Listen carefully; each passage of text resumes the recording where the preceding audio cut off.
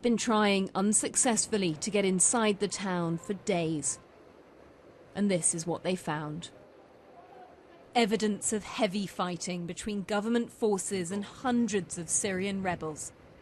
Reports had suggested that the Syrian regime had administered a brutal assault, and now there's proof. The UN monitors found the town deserted. All that remained, they said, was the stench of dead bodies. But they could find only one left lying in the street. As the United Nations continued its tour of the town, Syrian diplomats in Moscow have responded to US claims that Russia is supplying attack helicopters to the Assad regime. The Syrian ambassador to Russia has now joined the Kremlin in issuing a denial. Those weapons are not prohibited by any sanctions. It does not contradict the international law.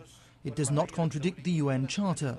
Those weapons are pure air defense. Those are defensive weapons.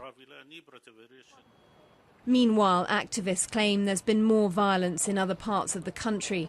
Pictures from the Syrian state agency show what's left after a car bomb exploded near Damascus. Witnesses said it was a suicide bomber who targeted a bus station with devastating effect. Sky's team in Syria also witnessed tyres and furniture that have been set alight in the capital Damascus, where anti-government protests are becoming more and more common.